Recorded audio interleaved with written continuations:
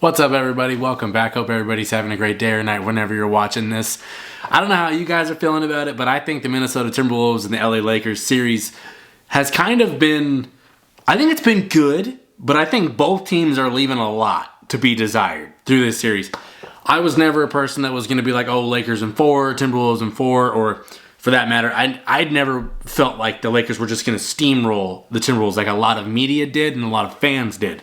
Timberwolves have a lot of size. They have a lot of things to combat what the Lakers do well. And I kind of want to break down the perspective of both these teams through 2 games. So 1-1 series, both teams have kicked the other's ass in one of the games. Right. It's been domination by the Timberwolves in game 1 and domination by the Lakers in game 2.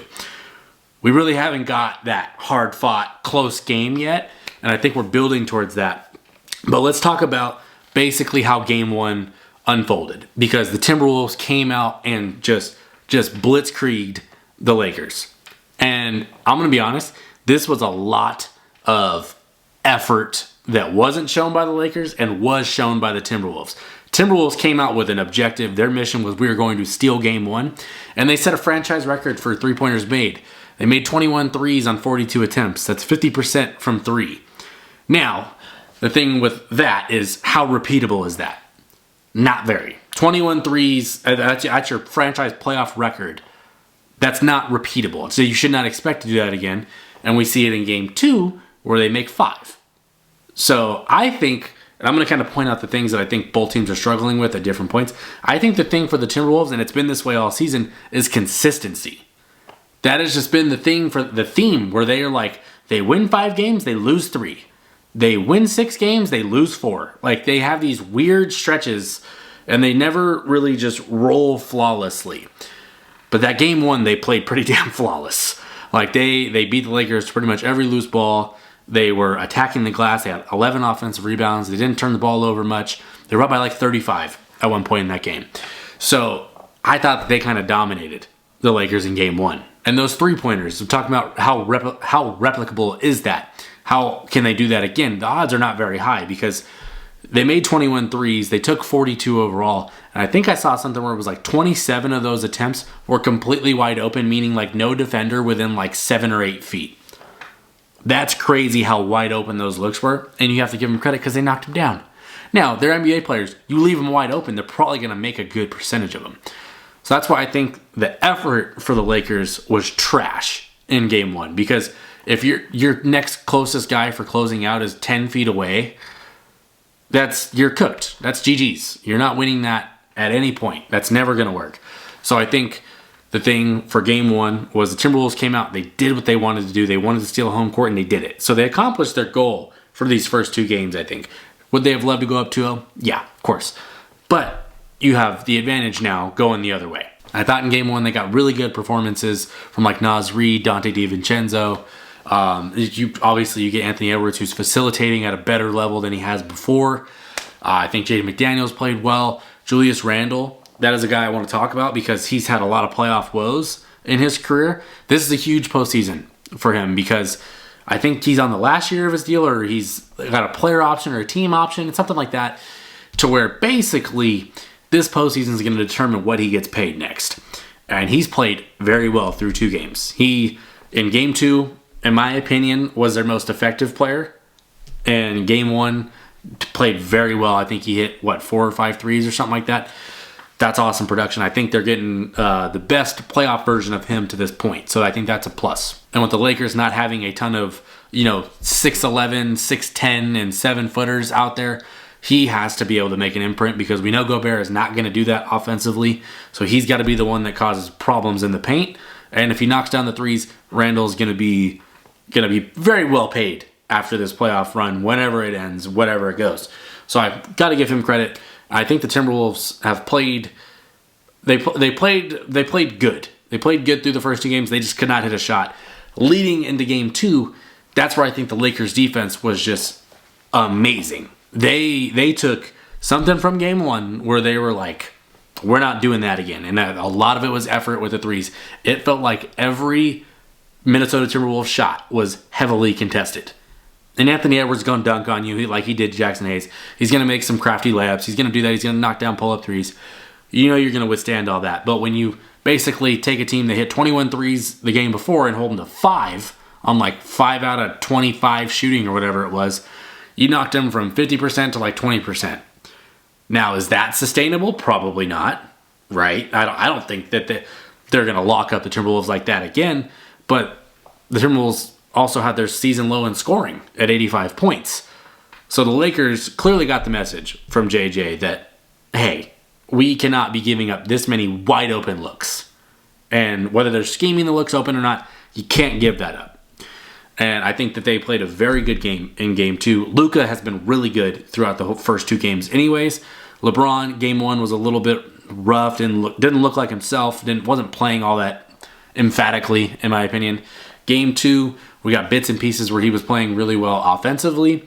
And the one thing I want to note with him is his defense in Game 2 was really good, because he's having to take on the role sometimes of guarding the big, and he's one of those guys that he can go body to body with Julius Randle, and Julius Randle is a physical force. So if you paid attention to it, he was really competing on defense, and I think that makes the other guys say, I'm going to go out there and I'm going to bring everything I got defensively too.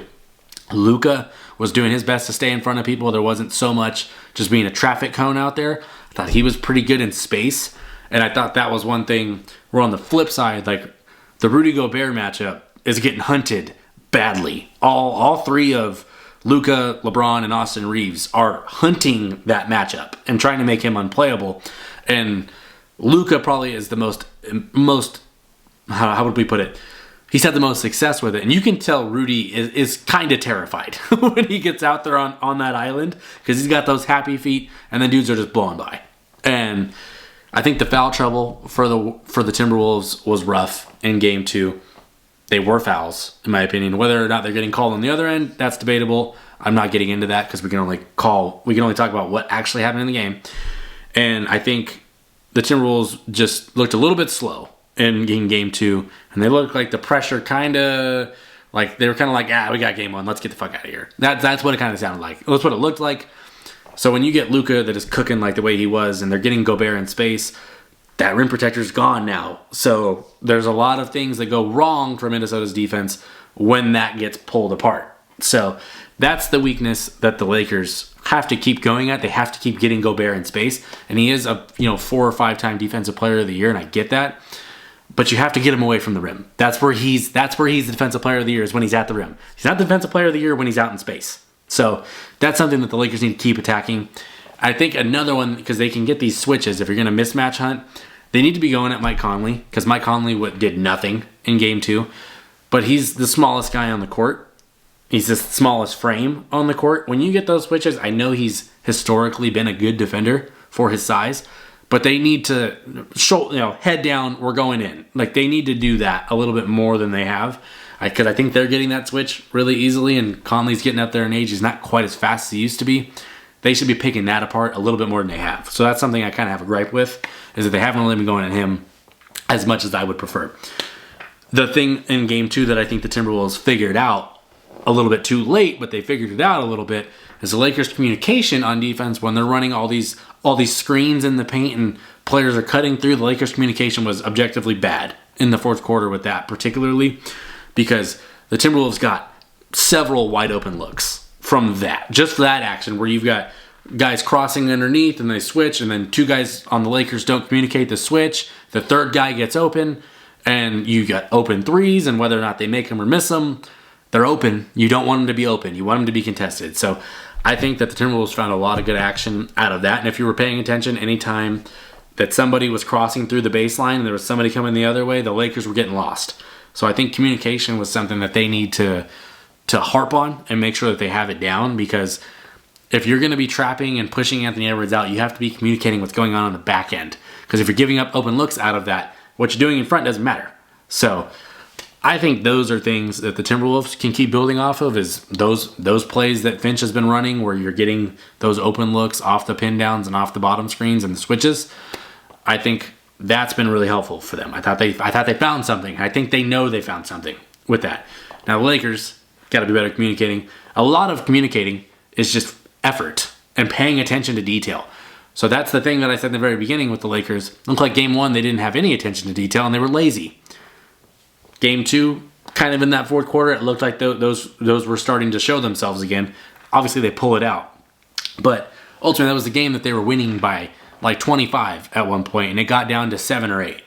You don't want to do that in a playoff game, especially with a very dangerous Timberwolves team where Anthony Edwards can reel off 12 points in a minute and 10 seconds. So you got to be careful with that. Another thing with the Lakers that I was kind of surprised at is Jackson Hayes has been pretty much borderline unplayable in this series.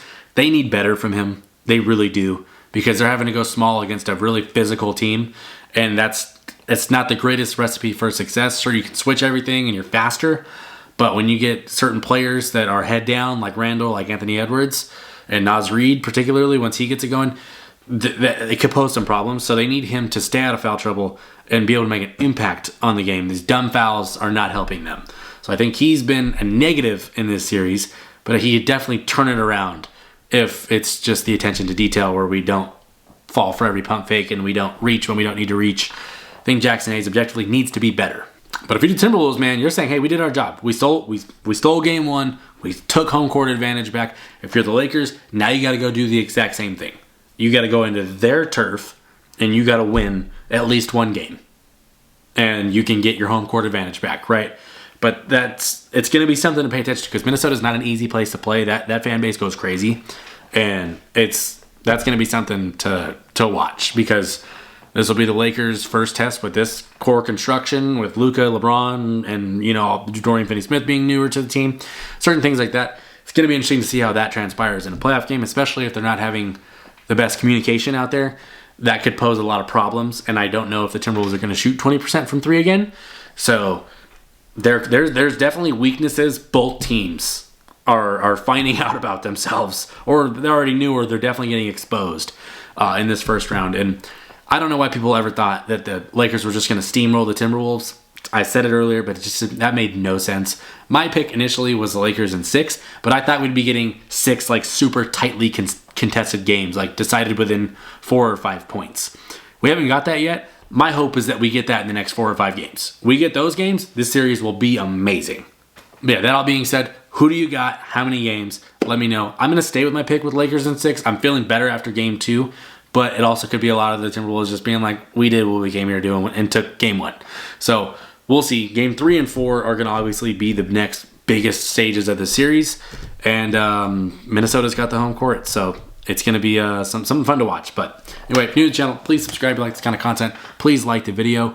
If you have any other thoughts or details on these first couple of games, what you're thinking, put them in the comments. If I missed something and I didn't talk about something, we can chat in the comments about it and we'll see what I think versus what you think. Sometimes maybe they're the same, sometimes they're not. So, but I'm done. Thanks.